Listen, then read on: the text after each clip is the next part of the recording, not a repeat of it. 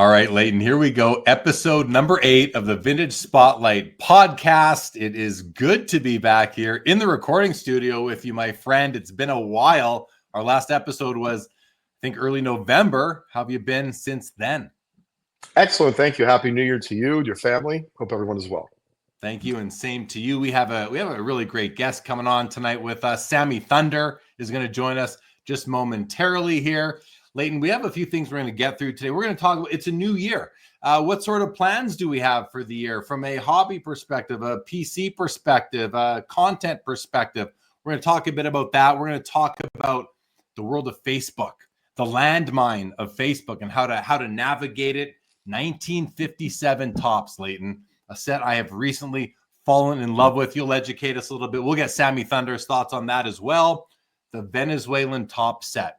Sammy Thunder did a great video on that, an interview with Pat Quinn. You loved it. It led you to make a purchase. We'll talk about that. And if we can get to it, we're going to talk about buying vintage out of an LCS's showcases, which I got to do in Arizona about a week and a half ago. But are you ready to start? Should we bring out Sammy Thunder? Absolutely. All right. Sammy Thunder, welcome to Vintage Spotlight, episode number 8. It's great to have you. How are you? Good. Thanks. Thank you guys for inviting me. You bet. It's good to have you. And let's just jump in right away, Leighton, and we'll get Sammy's thoughts on these things too. But 2025 is upon us. We are recording this here Friday night, January the 10th, episode number 8 of the Vintage Spotlight. I have to say, before we jump into this episode, our last episode, Leighton, was a bit of a hit. I mean, it's got over 4,000 views on the YouTube channel, which has maybe 400 subscribers. So thank you to everybody who did watch it, told a friend about it. And hopefully we can replicate that this time, Leighton. And with that, maybe that's something that we can strive for in 2025 is to continue to put out content that people want to listen to here on the Vintage Spotlight podcast. But what else are you looking to do? Did you make any resolutions? Did you make any plans, any thoughts, anything that you really thought that you want to focus on as we go into 2025? And I want to hear your thoughts on that, Sammy, as well. But we'll start with you, Leighton. Sure. Well, certainly many of them, but I'm going to try to be concise because it is Friday night. And so before I start, I really do sincerely appreciate Sammy, you joining us tonight. It was great seeing you in person recently at the Philly show. I had a blast and even more fun kind of getting familiar with your YouTube channel in particular. So check it out if you're not familiar, gang. So one of the things that I pledged to myself for, my company Just Collect, at least for the first quarter of the year, I wanted to see, what would happen. Instead of assigning what I'm about to talk about to someone else and hear, maybe secondhand or through the game of telephone, like I wanted to get the exact, scoop, and I wanted to get my hands dirty. So what I'm referring to is Facebook. And, depending on what age you are, you might use Facebook still a lot, or you might use IG or Snapchat, or I really have no idea. I'm not that hip with all the different platforms. But I do know that there's a very strong contingency that at least it seemed to me from a distance on Facebook of folks that were actively buying, selling, and I would say like showing off and trading. And, I'm a little bit familiar with that type of way of operating from Net54, and hopefully one of these days, Leon Lucky, the owner of Net54, will join us here on the Vintage Spotlight. But I wanted to see if it was successful, if I just decided to kind of jump into the deep end of the pool, meaning introduce myself to a few groups, post some things for sale, even buy some things, meaning like, was I going to get ripped off? I wanted to see. And instead of learning about it through others, like Sammy, I could have talked to you about it extensively. Jeremy, I'm sure you've done some deals on Facebook, but I wanted to see for myself. And I've had some startling results. And what are we on, 11 days of the year? And I really just started it the first of the year. And it's been a fascinating experience so far. And what's really cool is that it's just beginning, meaning it's just the beginning of the year. And certainly as I find out more information about these different communities on Facebook, of which, by the way, I would imagine in cards, at least hundreds, but maybe thousands. That's one of the things I'd like to maybe talk about today, but also get Sammy's opinion, because I think Sammy's fairly active, probably much more so than myself in the vintage Facebook world. But I hope that answers it, Jeremy, at least from the onset in terms of, what did I pledge to kind of do to change? And candidly, I've generally reserved Facebook for a little bit of family stuff and some friend stuff. And so I struggled with, all right, I have some boundaries in my life that are working for me. I'm proud of the direction I'm moving in various, parts of my life, both professionally and personally. And so it really was like a struggle for me to figure out, like, am I going to take this device, meaning my phone, and now add more time that I'm going to spend on it daily, which I don't want to do. I mean, candid, I don't want to do that, but I figured out a way systematically to do it so that I'm not like seeking out a dopamine hit every 6 minutes to see if I got a response from a post or from someone, maybe liking a post, because that's not really the point of what I'm trying to do. I wanted to see if there was a real sense of community, and it wasn't just, buying and selling and candidly scamming. I was worried about that, from buying cards from others, and finding out that so far it's been a really fun experience in the first 10 or 11 days. And succinctly, what I found is, number one, if you're fair with your graded card prices, I'm saying graded cards specifically because when it's ungraded, there's too much variance. There's already enough variance within each grade of a graded card. So number one, I found that if you list graded cards, obviously it depends on the group, but if you list graded cards for sale at a fair price, what does a fair price mean? A fair price means that if you see a commoditized, comparable card sell in a certain finite range, do everyone a favor, yourself, the end user, meaning the collector, dealer, investor, whoever it is, and deduct those fees that marketplace would take.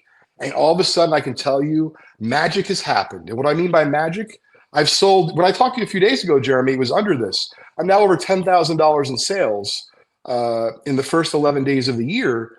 And I'm not doing it, meaning offering that many cards for sale. The percentage I've sold is very high, but that's because I was the one who did the research exactly the way I just described to our community who's listening here at the Vintage Spotlight, which is I tried to pass the savings that I would have had to pay eBay or even PayPal or whatever the case is, and give that directly to the end buyer. And it really did create some wonderful magic. So you're finding some good stuff. I think it's a good initiative for you to explore those communities. It can be a landmine out there because you mentioned the trust factor, the need to vouch, and who pays first, and are they going to send the card, and are you going to get chargebacks and these things? So I think it's encouraging that you've found some good communities. Maybe you can share some specific ones, whether it's here or on Trading Card Therapy or on your Instagram account or even on Facebook. And it's a jungle of groups. You said hundreds. I'm going to say there's thousands of Facebook groups, a hobby. So if you can find some that are good, Sammy Thunder, Leighton alluded to it, but do you have experience on Facebook dealing in buying, selling cards? Yeah. So I did a lot of pretty much a lot of selling and buying. Probably in the last couple of years, I've slowed down on the selling. But there's a lot of the Facebook groups. There's like a 1985 vintage and up, or vintage and down group. So like before 1985, there's vintage baseball cards, just called vintage baseball cards. There's tons of groups, as Leighton mentioned. So there's so many of them out there. And a lot of the times you have a lot of overlap in the members that are in those groups. So you see a lot of people that will post something for sale and they'll say it's cross-posted because it's in so many different groups. T206 groups, tobacco groups. I mean, the list goes on and on and on. But yeah, I mean, I would say that, when I think about all the purchases that I've made over 2024 and even now into 2025, I find that the Facebook groups are, you can find some incredible deals there. And also some incredible cards. And the nice thing about it is that when you buy from a lot of these community members, these collectors, you establish a rapport with them. And through that comes increasingly more business down the line, more cards that you might want, a trusted bond between you and that person. So I joined Howard Chaster's group that he has, the Oddball group, and I was able to find this really amazing, I don't have it with me because it's at PSA right now, but it's a 1953 to 55, I think that's how they arrange it, 53 to 55 Howard photo service card of Willie Mays. It was distributed by 7-Up in Minnesota, and it's really a treasured find. And there was a Facebook member that's in that group that I've gotten to know. I've seen his posts repeatedly. Was always friendly with him, and he was selling it, and I knew, you really don't see these that often, so I just jumped right in, and through that we built a good rapport, and I know he has really good stuff, and so in the future, I'm sure if he starts posting again, we'll kind of pick up where we left off. But I think that's the thing, is that you build a communal spirit with everybody there. And personally, with the Facebook groups, even at 54, I've had some great outcomes on that too.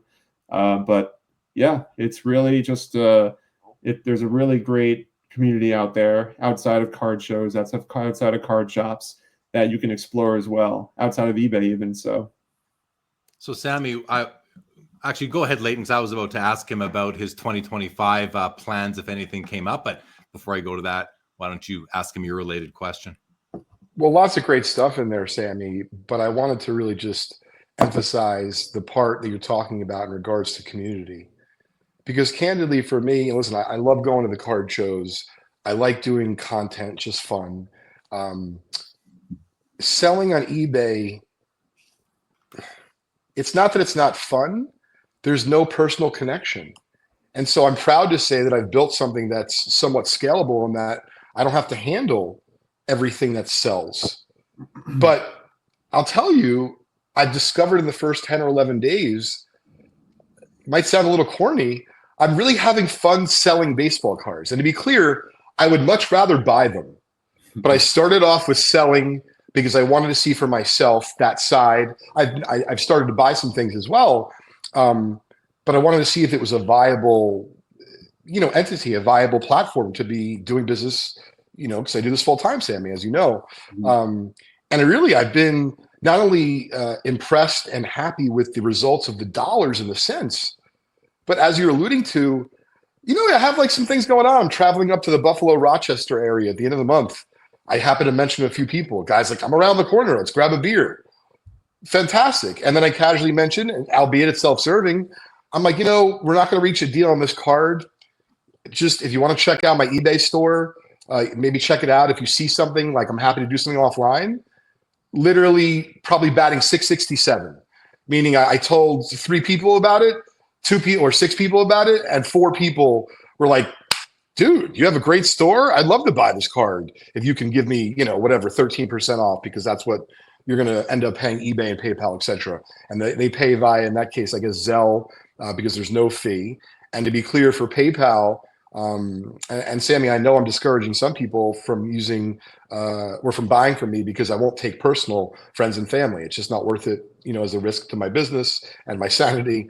And there's an extra 3%, but regardless, it's not going to break the bank, in any which way. And it's fun. You're conferring with people, whereas on eBay, you literally get an eBay username and what they bought. You have to ship it to the authenticator. It's very sterile. The transaction.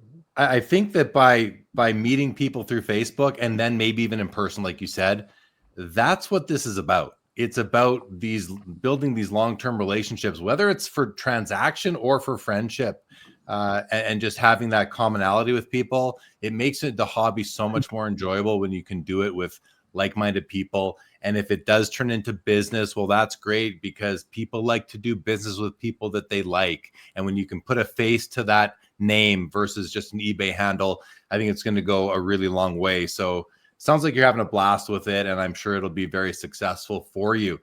Sammy, 2025 ahead of us, coming into the year. Did you have any plans, initiatives in your head, anything that you wanted to accomplish this year? As far as like pickups go, the things I'm looking for, 2024 was a really good year for pickups for me. I was able to pick up. I'm focused on 4 baseball players in particular. Kind of makes things a lot easier for me to kind of go from table to table at a show or whatnot. So I collect Seaver, Nolan Ryan, Willie Mays, and Christy Mathewson. Those are my 4 guys. And so it makes it really easy to be able to filter out or filter the things that I'm looking for. So 2024 is good. I got the, I got a Stahlmeyer Willie Mays from 54, which I was really eager to find. The Coca-Cola Test Tips 52, I was really looking for that. The Bazooka Mays 59. I mean, a lot of really just stuff that I really love. And but 2025, I haven't really sat down to think about it just yet. There is one card that is always going to be on the back of my mind. There's only one that's been graded by PSA. I don't think SGC's ever graded one, and it sold back in 2018. And I imagine there's probably some raw ones that exist. At least that's what I've been told. There is a 1966 Dominican Republic card of Willie Mays where his name is spelled Willy, and it's out there somewhere. But it's one of those things. It's like in the back of my mind. If I'm at one of the larger shows, like the Philly show, or Strongsville, or even the White Plains show, or like any of these big shows, it's one of those places. Like those are the kind of places that you might be able to find it. If it's at one of those, even the local regional shows, the small shows, I mean, that is like an absolute miracle. But that's just, I mean, it's one card off the top of my head that I think of. But outside of that, I haven't really put a lot of thought into it yet. I probably should. Yeah. Well, good luck finding that needle in a haystack as you travel through the card show calendar this year.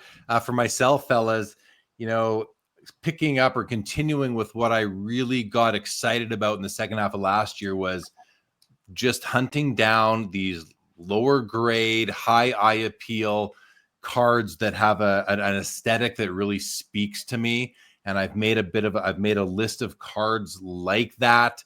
Many are coming from like 48, or maybe now it's 49 leaf and sets like that, where just, those great bold colors and players that I enjoy, whether it's Stan Musial or Yogi Berra. Top of my want list right now is still the 41 play ball DiMaggio and the 33 Gaudy Lou Gehrig number 92. Those are really up there for me. And then, I want to continue doing I want to continue doing this show with Leighton, bring on a guest. We're about once a month sort of thing. And I've changed Sports Cards Live from being a one-on-one interview to more of a panel discussion with rotating guests. So I'm excited about 2025 and what it holds for my collection, as well as for my content. Now, I'm going to transition into the next topic, which is 57 Topps, because it hits on a few of these things. At a card show I went to in, I don't know if it was the end of November or December, locally here, I found some 57 Topps cards, and I purchased 3 of them from the vendor. I might have shown this last time, Leighton, so I don't want to repeat it too much, but I purchased these 3, and I consider these to be 3 key cards from 57 Topps: the Brooks Robinson, the Frank Robinson, and the Berra Mantle Yankees Power Hitters card. All lowish grade, beautiful eye appeal, great centering. And I just realized, like, I've fallen in love with this 57 Topps set. And then I came home from my vacation to Arizona after the Canada Post mail strike to this card that I received in the mail from a friend of mine who gifted it to me, who may or may not be sitting right over there. And my PSA, it's a PSA 7. It's a gorgeous Pee Wee Reese 57 Topps, and I just absolutely love it. So I'm excited about the 57 Topps set. There's a few more I want to get for this new little collection in my vintage baseball portfolio, if you will. And I don't say that with the connotation of investment, my enjoyment portfolio, just my personal collection. And I'm really excited about that. But with that, Leighton, you know these vintage baseball sets very well. What can you tell me and everybody else about the 57 Topps set? How does it rank? What's special about it relative to, say, other early Topps sets? Sure. Well, I mean, listen, if you like vintage 1950s baseball, it includes a plethora of Hall of Famers, key rookie cards. You just showed off a couple: Brooks Robinson, Frank Robinson. There's Jim Bunning. There's some really cool combo cards in the set. But if you take a little bit of a deeper dive, when you look at it just as a 1957 Topps set, they're beautiful photos on the cards. But when you zoom out a little bit and you start off in the 1950s. You're like, wait a minute, Redbacks, 1952 Topps is next, artwork, 53 Topps, artwork, 54 Topps, starting to become a little bit more real. 55 and 56, yes, there's some imagery that's resembling the player, but it's certainly not a real photo. And then you're like, holy smokes. Can you imagine as a kid, you went to buy your first series 1957 Topps cards, thinking they're going to look like every other year, maybe a little bit less cartoonish that year or artsy. And then all of a sudden you're like, oh my God, this is what Pee Wee Reese looks like? Because I don't know what television was going on in the country and, here in Canada in 1956 or 57. So I think that it was really a groundbreaking set as far as photography goes, seeing those real photos. Listen, if all these decades later it resonates with us, can you imagine what it did for people, of the day with a lack of internet and TV and everything else? Yeah. And I don't know if you said this to me the other day or somebody else did, but it's kind of like Topps's 53 Bowman color set, and I don't own any 53 Bowman color cards, but I have a handful of 57 Topps, and that will probably be where I focus. And you went through, 52 and 53 Topps are both so beautiful, but they are artwork. And then 54 with those bold color backgrounds, like you can see the Hank Aaron beside Sammy Thunder right now, and the of course the Ernie Banks is the white background, and then you've got the LK line with the bright red popping background. So those are really cool looking. 55 and 56 horizontal portrait shot, action shot. 56 has the crowd in the background, where 55 is simpler and cleaner. I love that. But like you said, and then 57 is totally different. Nothing you've ever seen before by Topps. So I love that breakthrough, that photography breakthrough. And I love that there is the nice border around the cards as well. Sammy, what are your thoughts on 57 Topps? And it is a great set. You were mentioning some of the key rookies. You got Bill Mazeroski on there, and Rocky Colavito as well. So I mean, legendary names go down the list. I mean, that's a great year of, like, really at the peak for a lot of these guys, or like, the like Willie Mays and Mantle coming, really just becoming the superstars that they are, or that they were. Clemente coming into his own, and I mean, there's just like a plethora of stars. Koufax, I mean, it's just remarkable. And so, if you're a kid at that time and you're opening these packs, and you're hoping to get one of those big stars, I mean, the chances were really great and in your favor. So I think it's a very exciting set to build. Again, just because there's just so many big names at that point in time. So absolutely, it's an exciting set. And it's not my goal to build the set. It's my goal to customize my own checklist from the master checklist, and then pick away at, maybe I pick up half a dozen to a dozen cards total over time. No rush. I'm going to be very picky, and probably this Pee Wee Reese will likely be the highest graded card I ever own from the set, because I don't need them to be super high grade. But Leighton, thank you very much. This is a wonderful card. I absolutely love it. All right. And just for full context, that was a card that came from a collection we purchased last year. Really amazing, fresh group of ungraded, 1950s cards. And when that card came back, I didn't know at the time it was going to be making its way to Canada. But I set it aside because I'm like, wow, this card's smoking. I was telling Jeremy, I got 8s and 9s on some cards from, that submission of 1957 Topps. And it has got like a little tiny fisheye, but really, a couple of years ago, that card might have been an 8. But anyway, I'm glad that you enjoy it. Help your Pee Wee Reese run. It also just so happens that you love the 57 Topps set. But it's kind of cool that, you clarified, Jeremy, and I think it's important the audience know, like, set collecting is alive and well. But I learned about type collecting from my buddy Leon Lucky, and I just want to show it off quickly. I think I showed it off on IG, but this was a card I've been looking for probably years, the right E105 Mellow Mint card for my collection. And I finally found one at the Philly show, Sammy. So hopefully the glare isn't too bad. It's a Cy Young, and it's got an insane back, like totally intact. And by the way, it's only graded a 1. So it would have set me back a lot more than it did if it was graded higher. And honestly, Jeremy, I don't know if I ever really need another mellow mint. You know, if I hit the lottery and I can, you know, get a Ty Cobb, sure. Like, okay. But really, I think being a type collector is fun when you don't have unlimited funds, because you can do what you're doing, Jeremy, with the 57 top set.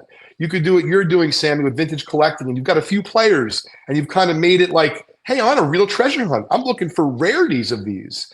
And that's really fun way to collect. There's no right way to collect, but I know personally, I collected sets when I was growing up.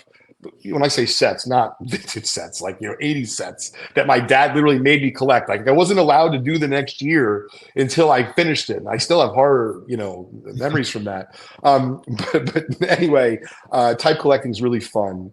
I have to ask, what is type collecting?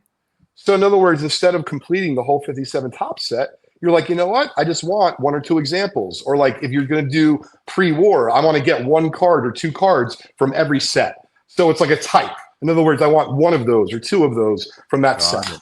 Yeah, that's really cool for sure. Okay, let's move into the next thing we were going to talk about, which was a video, an interview that Sammy Thunder did recently with a gentleman by the name of Pat Quinn. And it was about halfway through where Sammy, you guys started talking about the Venezuelan Topps cards that Pat Quinn actually, after he said they went deep into Canada to look for cards, they went to Venezuela to look for cards, and we're really excited to bring home to the U.S. cards that no one had even seen before. So why don't you tell us a little bit about that discussion, what you learned, Sammy, and then Leighton, I want you to jump in and talk about what, you know, listening to that and what it did for you. So let me just first start by saying that Pat and I originally agreed to do like a video, like a webcam based interview, but he felt a little more comfortable. I don't think he's really, as you mentioned, he hasn't really been doing a lot of interviews. And so this was and just completely shocked him that somebody wanted to sit down probably. And so I think his comfort level was better with the phone, in which I had to kind of switch gears and think about creatively, how am I going to make this work as a video? So, but it did. And it was incredible because at first I think he was a little, you know, I wasn't really sure exactly how to really approach this. And so I can hear a little bit at first, he was a little reserved and just concerned about where this is going to go. But as soon as I I started asking certain questions, and I think by question 2, he just took off. And so I think like it's hard for me to kind of recap an hour and a half of a conversation to kind of pick highlights, but the Venezuelan trips, him becoming buddies with Aparicio, and I'm trying to remember the particular Venezuelan player. There's somebody else you mentioned, but he would visit like Chico Carasquat, like I don't remember something like that. Yeah, he went to his house, became friendly with him. He was dripping buckets because it was so hot walking down the streets. His experience was talking to a buddy, or him buying that collection in New York City, and he was set building at that point, and he was building the 51 Bowman, and he needed a mantle, and a guy was like, "Oh, just send you a mantle over for it. Just give me $1." And he sent him, and he just mailed it over to him. And he's like, "I want to get I think Pat was really big into getting them autographed. And so he wanted a mantle autograph with the Bowman. So again, he was like, his buddy in New York said he had one. He's like, "Oh, just give me $1. I'll send it over to you." So it's just like mind blowing. A lot of people commented about how that just blew their minds. But the Venezuelan trips in particular, I remember reading the article is what kind of sparked the whole conversation. But one story in particular that I brought up to him was, you know, he put an ad in the paper. A bunch of people showed up with cards of Venezuela. One guy in particular rode his motorcycle like maybe 60 miles with a Luis Aparicio Venezuelan card in the back pocket while he's sitting down. He gets there and the card's bent, it's wrinkled, and you know, the guy was thinking, "Oh, I'm going to get, you know, good money. I just want to get rid of this thing." And so he had to let him down gently, saying, "You know, the card's not in great shape, but here, I'll give you gas money because I know you rode all the way over here." And so he got the Aparicio card through him for, you know, pennies, but he gave him cash. He was gracious enough to give him money because of the gas. But yeah, I mean, he shows up, puts an ad in the paper, thinking, not really sure what to expect, and then all of a sudden, like thousands of people are lining up outside the hotel, and he could not believe what he was seeing. He goes there not knowing what exists. He just thinks there's sports memorabilia. It might be some sports memorabilia out there, but it's from what it sounds like, he just discovered that there was a whole issue of Topps Venezuela cards that were printed through a different stock, and he just brought back a ton of them. So to me, it's just an incredible journey and story that we just couldn't even imagine trying to do today. But yeah. Very cool. Let me ask this, like, why was it important for you to have that discussion and make that part of the Sammy Thunder content portfolio? I was intrigued. I love history. I love the history of pretty much anything, but I love the history of sports cards. I love knowing the origin of cards and how they came to be. You talk about, like, I don't know, like Pinkerton cabinets. Like, what's the history behind the Pinkerton cabinet cards from the pre-war days? Like, how did it come to be? So with Pat, I read an article that was written, and it really went into detail. But an article can only give you so much.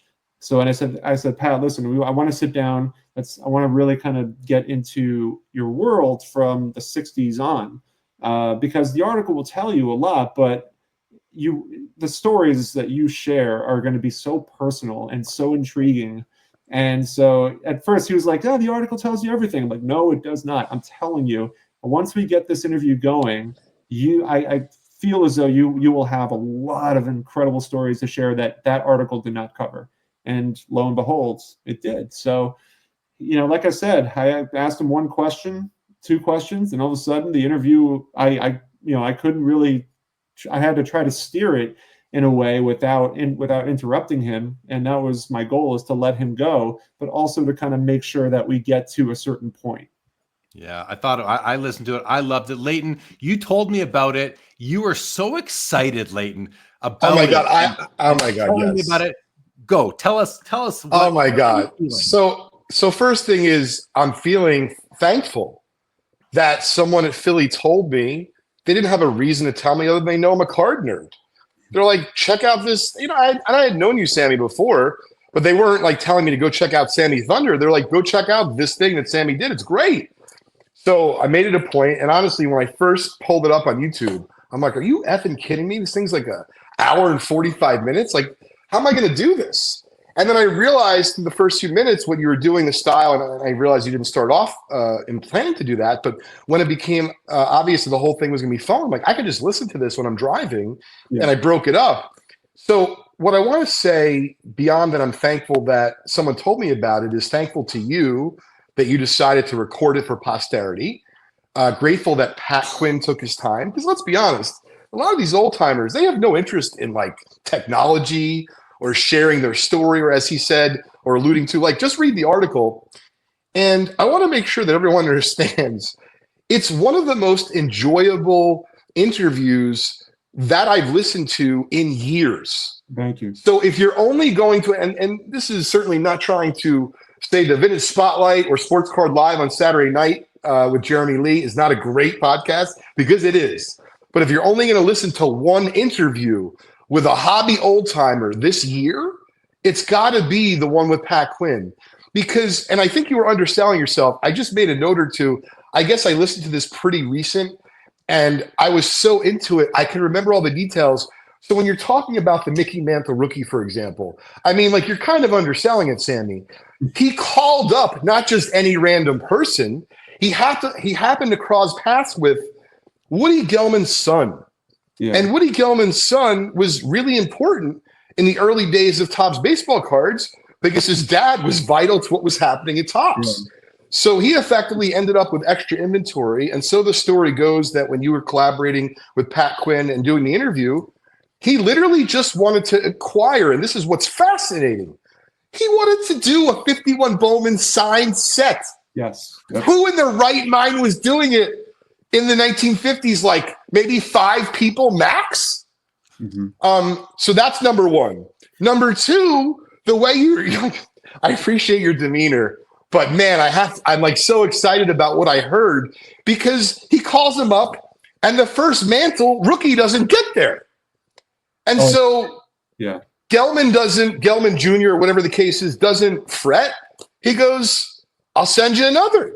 And I didn't exactly kind of catch this, but I figured out afterwards, I don't know the methodology in which Pat was trying to get the mantle signed, but I have a feeling whether it be he gave it to a guy in the clubhouse or mailed it, that he didn't always get it back. So he would literally call Gelman again, and Gelman's like, what the F are you doing with these cards? Like, are you eating them? And he's like, no, I'm trying to get it signed. And this was what's awesome. He goes, dude, don't worry about the dollar. Just pay me after you get one signed ultimately. And then, like, we'll be good. Don't worry. And what's insane, which you're leaving out this crazy detail, Sammy, is that Pat Quinn, and you, of course, I don't want to give away the whole interview, but he does a bunch of business with Gelman. And then he buys out his whole inventory because Gelman wants out. It's like, imagine, like, I don't know, it's a cross between David Adams and Ken Kendricks calls me at Just Collect tomorrow. I was like, I don't really want these cards anymore. They're taking up a lot of room. Would you just give me like $100,000 for everything? Because and if you want, you could pay me over time. Meanwhile, Pat's thinking he's going to pay for it over time, like a long time. And he paid it off like super fast. And it was just fascinating to hear the early days of the hobby through that kind of lens. I had learned about Pat Quinn from my old bosses, Mike Hefner and Josh Evans from Leland's, years ago. And, I got to know Mr. Mint Alan Rosen before we lost him years ago. I did not get to know Pat Quinn. So for me, it was extra special. And then I had done buy shows. I don't know if people even know what that terminology means, but that's effectively what Pat Quinn was doing. He was doing buy shows before I certainly knew about them from Leland's and learned about them.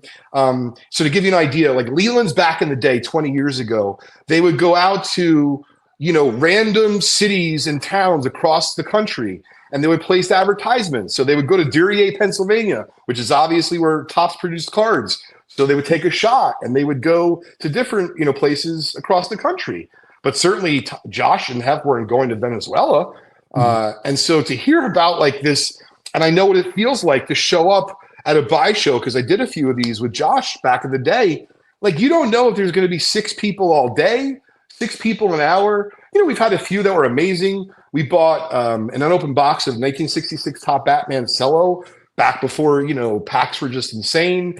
And so to hear about like Pat's bringing back Venezuelan ungraded cards by the suitcase, I can only imagine in my brain that there's this suitcase, cards are falling out. He doesn't care. He'll just go back and do another run.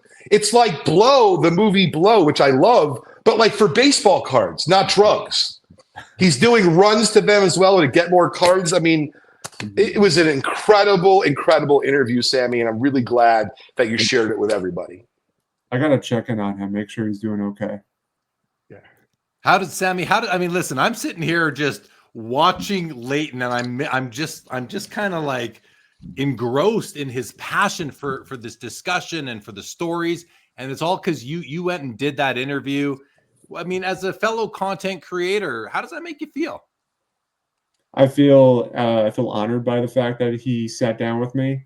I feel, it was very gracious of him to be able to sit down and take the time to do that.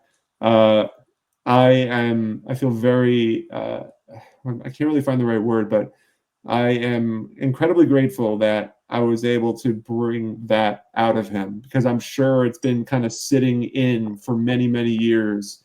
And so he's never, as we kind of talked about, he's probably never really been offered that opportunity.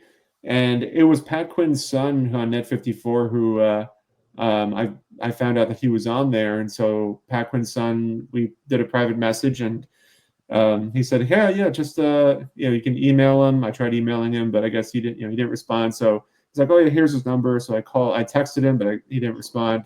So I'm like, all right, I got to call him. So, but I also want to know how does it feel that a guy like Leighton Sheldon, who, you know, is well known in our industry and our hobby, is a professional baseball card treasure hunter, that you uncovered something that got Leighton gets him so wound up and passionate about it. How does that feel?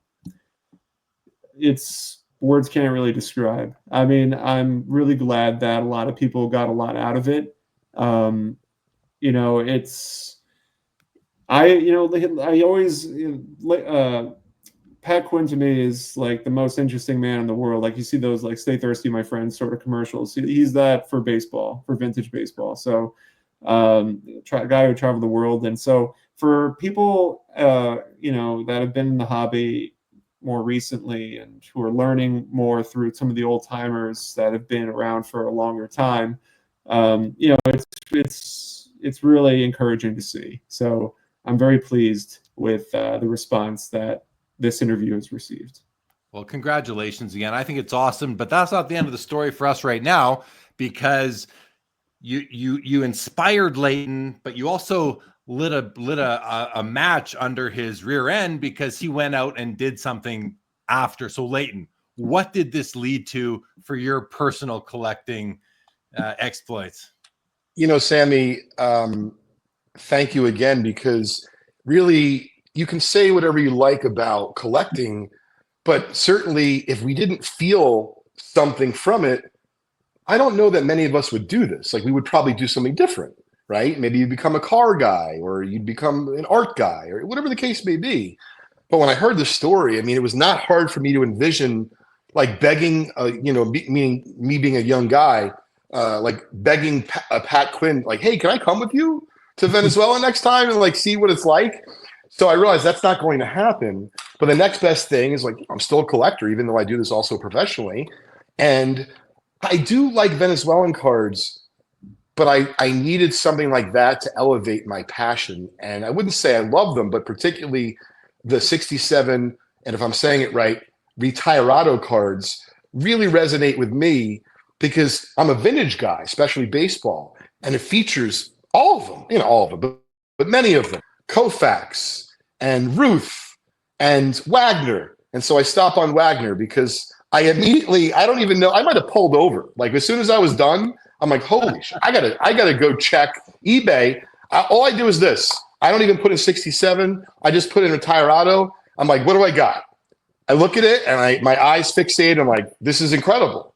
And he was a little overpriced, but I just, you know, try to do the best I could to explain to him, you know, I'm looking for this card for my PC. Do you have any flexibility? It's how I started, very gentle. And he wrote back. He's like, oh, yeah, what are you thinking? So, you know, I did a little research. And this is what I picked up as a result, Sammy, of your podcast interview with Pat Quinn. It's an incredible subset within the 67. I mean, and an incredible card. I mean, you look at the close up of that close up of Wagner's face. I mean, there's nothing else like it. Yeah, no, it's really it's one of my favorite cards, I think, in my collection. You know, that and the Mellow Mint Cy Young I got a few months ago. Yeah, the Mathewson. Yep. Oh, I love that blue background. Even the reverse there is that green. I love the blue background. You know, if you think about vintage cards, guys, other than the M116 blue subset, is there any other, maybe a couple E98s that have that blue? But that blue is really a great background for cards. The American Caramel has the E90. Oh yeah, the Wagner, sure. Yeah, you have one of those, Jeremy. Yeah, that's how I know about it. Yeah. The key thing about the, I mean, really any Venezuelan card, but the key thing is if you can find one that doesn't have any back damage, because that's a lot of these were put in those like albums that they had. You would glue, you know, put them in there, and a lot of the times they suffered paper loss. And I think Pat alluded to this in the interview, that he was talking about, you know, they didn't, in Venezuela, they didn't have basements. You know, a lot of the times when they were putting these cards in storage, they were putting them under the house. And so, you know, you have, you know, rainfall, really anything that comes through, and those cards would get damaged a lot of the times. So it's not a surprise that when you come across a lot of Venezuelan cards, you're not going to see a lot of them in high grades because of the fact that there is just so many condition issues that came about because either they're in albums or weather or just natural causes over time. But rodents. yeah, exactly, like chewed away cards. But when you do find them without any paper loss or any significant damage, I mean, that you got something special there. Yeah, it's absolutely incredible. I think it's great, Leighton. I love how you said, I think I just pulled over to do a search and I found, you found yourself the Wagner, you pulled the trigger, you got the deal done. It's a stunning card. Congratulations. Yeah. I absolutely love it. Yeah. Thanks, guys. Yeah. Well, that's awesome stuff. All right, let's move into the next sort of topic, and really maybe the last one for this episode, unless something else comes out. And this kind of happened about because I was on vacation in Scottsdale, Arizona, between Christmas and about the 4th of January. And on my second last day there on the Friday, I went to a card shop. I went to DNA Cards in Phoenix. It was right, I don't know, maybe Phoenix, Scottsdale. I don't really know. They kind of overlap in several places. And I was in the card shop, and one of the things I noticed, first of all, it was a very clean shop, a really cool floor, tons of showcases filled with singles. And one of the things that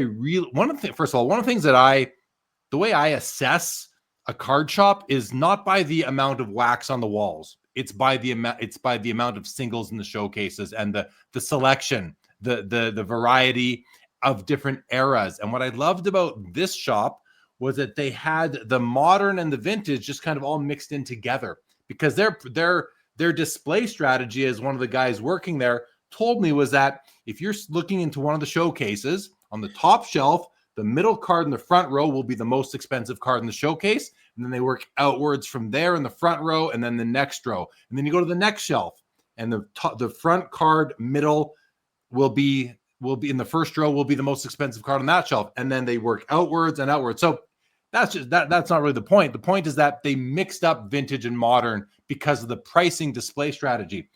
And I wanted to buy something because I was there, and I managed to find 3 vintage cards for my collection. And so this little part of our show here, I think, is just talking about the fact that, we are always online. We go to card shows, but I don't often hear about people talking about going into an LCS and buying a vintage card, because they seem to be so dominated by modern cards. But these guys weren't. So kudos to them. The owner's name is Adam. He wasn't there, but his wife was there and some staff.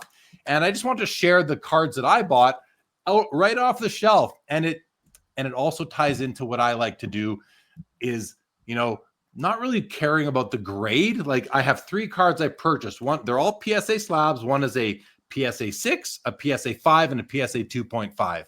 Right out of the shelf. Fairly priced. I'll just show you what they were. It's a 1960 Topps Stan Musial, PSA 2.5. And you look at that from this angle, it looks pretty darn clean, and it is. You can see it's got a new serial number, recently graded by PSA, and they're definitely a lot tougher now than they were before. Just a cool card. I don't know. I thought it was really neat to buy that. Also, a 66 Topps Brooks Robinson and a PSA 5. This is another beautiful card. And again, if you're listening to this, I hope you can come onto YouTube and watch to see what these look like, because it's proof that you can go into a random card shop. I just found it actually, I have a cousin that lives in Scottsdale who sent me a list of 4 shops, and this was the one that was kind of closest to where I was. I went there and I got lucky. And then the third one and final vintage card I purchased was the 72 Topps Fergie Jenkins in a PSA 6. And this was $30, I think I paid for it. And I just love it. And it happens to be my birth year, which makes it a little bit more fun. I love the marquee across the top. I love these little stars, the 2 stars on either side. And I love how Fergie himself is kind of coming in from the left onto the card. Looks like it's spring training. You got a bit of a palm tree in the background right about there. So, I'll transition and just say, Leighton, you're always traveling, but Sammy Thunder, have you ever on your travels gone into an LCS and bought a vintage card out of a showcase that you can recall? Oh man. Thing is, I visited so many. I mean, I visited a lot of shops, but um, I mean, I can't really specify any particular time, but I can tell you about some of the favorite shops I've gone to. Sure, and I'm not looking for specifics. I'm just wondering if you know in your head and your heart that you have been able to go into a card shop, Mhm. not knowing a card was going to be there, and just bought something off out of the showcase. But feel free to shout out some of your favorite shops too. Yeah, I mean, I'm looking around right now, and a lot of the stuff that I have is mostly from shows or online. But um, as far as shops go, I mean, House of Cards in Silver Spring, Maryland. I think it's Huggins and Scott run those guys run the shop there. It's a great shop to visit. There's Village Baseball Cards in Carmel Hamlet. Mike, who runs the shop there. You go into a Is shop. that New York State? Yeah, New York State. And you'll hear him just start telling stories about all these different players. He's just a wealth of knowledge. Um, you know, yeah. As far as cards go, I mean, at Mike's shop, I remember I found he has like in the Village Baseball Cards, he has like a display case that is like 50% off cards, which is great. I love those kind of shops where they have the 50%. And he had a 67 Brooks Robinson in there, and those, I mean, it's an incredible card from that set. So it was, obviously it was half off, and there were some condition issues with it, but I mean, beside the point, for it was good value there, and so I picked it up immediately because I knew that if it's a great card, and I got a good story out of it because I mentioned Brooks Robinson, and then Mike goes off so about Nice. Brooks. So you got a story and a card. Yeah, that's really cool. I appreciate you sharing that. Leighton, what about you? You're always traveling the country.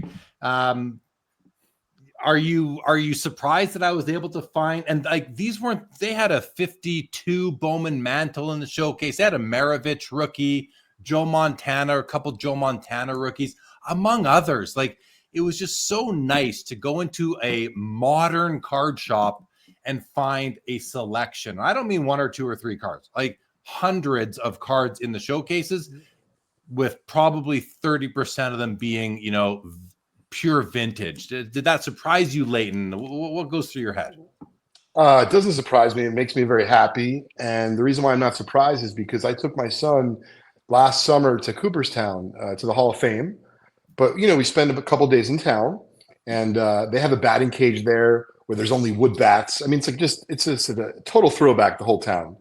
But I made sure Crosby was aware Daddy's going to go into a few card shops. And of course, he's thinking like, why does my daddy need to go into a card shop? He's got a lot of cards. But it's fun to be a little kid. And I didn't necessarily buy too many cards, but I did buy some memorabilia and ball caps and shirts. But I was pleasantly surprised. I mean, I saw a 52 man on the one. I tried to get a real price.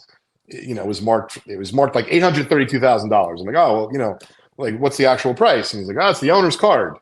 I was very respectful, but I saw a 52 Topps mantle up there, and I saw plenty of vintage in Cooperstown. And so it's very nice to hear that there's vintage, as you're describing, Jeremy, in some stores.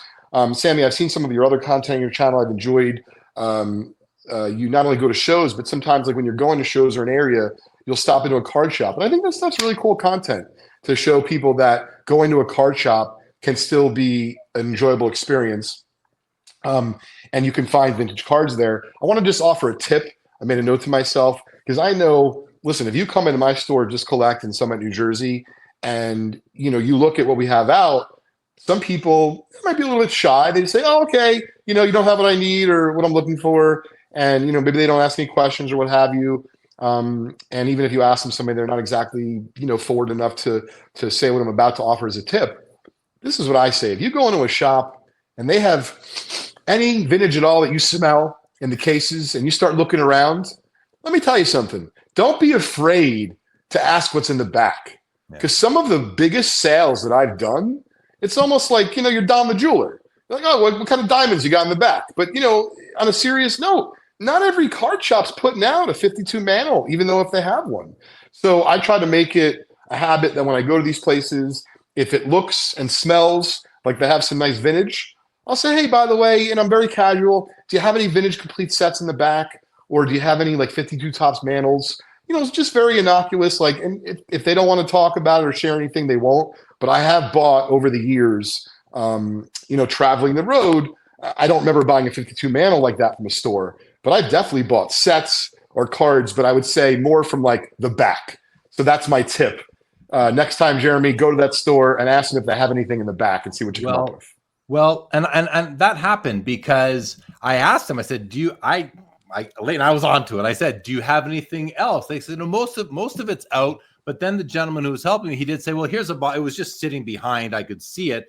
He said, well, here, you can flip through this. And there were more slabs and some raw cards. And I flipped through and was tempted by a few things, but I stuck with what I showed already.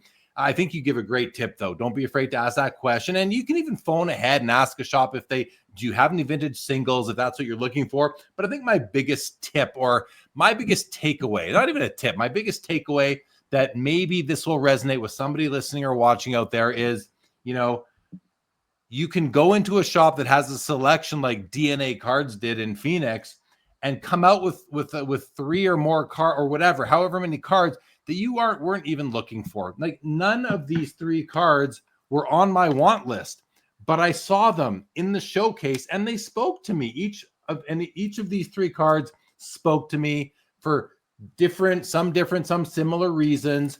And the prices I didn't comp these things. Like, I'll tell you, I think it was $50, $50 and $30. That was like, I wasn't going to comp for $50 when I'm walking into their beautiful store. And I thought to myself too, I like the looks of these. They're beautiful for the grade. They're nice and centered. And if I decide in a day or a year or a decade that I don't want these anymore, I'll pass them on to another collector who will love them probably as much, if not more, than I did. But the tip I hope resonates with somebody out there is, we have our want lists, we have our collecting patterns, or the things that we chase.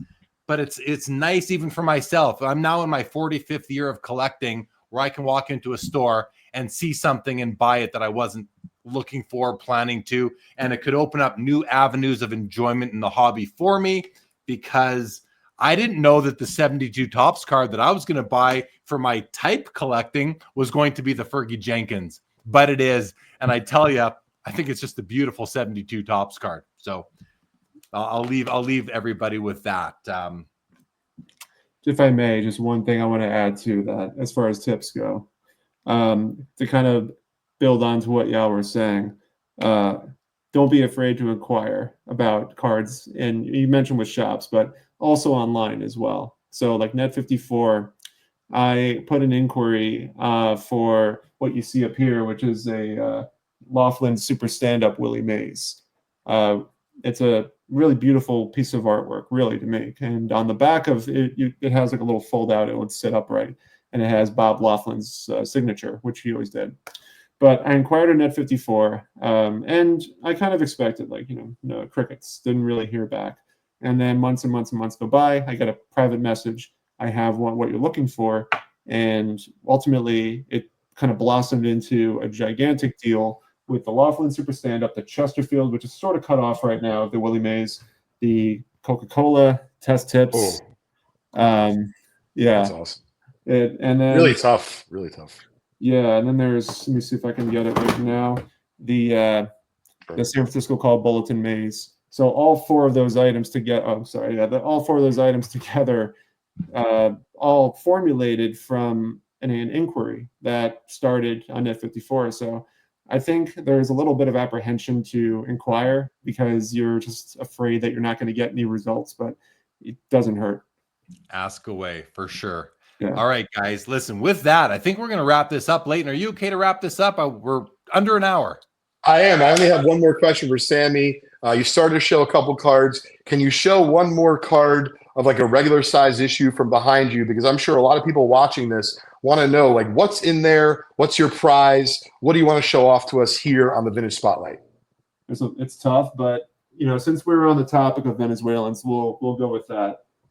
So wait, is this for sale? Is this for sale? No, these are settle down, Leighton. Oh man, I got excited. I'm like, we're gonna do a deal right now. This is awesome. So this is a 1960 Venezuelan beauty. receiver. Second beautiful. year. Yeah. And so this one I picked up from a very well-known Venezuelan dealer. His name is Brian Fish. I had him on the For Collectors channel. I interviewed him, and he's very knowledgeable on Venezuelans. He sets up in the New York area. Not too many shows, but a very extensive knowledge and a great inventory. I've purchased a number of items from him. If I may, just one more. Please, yeah. So this kind of goes outside my 4-player window of collecting, but I just love this Louis Tiant card in the 67 set. I just love the background. You have the stadium seats, the lights, and the hills behind him. It's just an incredible shot. And Tiant is when I graduated high school, I was thinking about where I wanted to play baseball. And Savannah College of Art and Design was actually one of the schools because he was the head coach there at the time. So lo and behold. Beautiful card. Cool. And amazing focus you're getting. I got to find out what kind of camera you're using because it really captures those images very well. All right. Well, listen, let's wrap this up. Sammy, it's been great having you. Thanks for sharing. Thanks for your content, guys. Your YouTube channel is simply Sammy Thunder. Is that right? That's correct. Yeah. So guys, if you haven't yet, check out Sammy Thunder. If you're not aware of it, subscribed yet, check out Sammy Thunder on YouTube. I know I subscribed to your channel just yesterday, so I'm looking forward to watching more of your content. So thank you for joining us tonight, Sammy Thunder. Thank you. Thanks, Sammy. I really appreciate you joining us tonight. Thank you, guys. Leighton, I'm glad we got to kick off 2025 with this episode number 8 of the Vintage Spotlight, guys. Thank you, everybody, for joining us, whether you're listening on Spotify, Apple, anywhere else. This is available on all those platforms, as well as the Vintage Spotlight YouTube channel. Guys, we're going to end this. Thank you, everybody, so much, and happy 2025.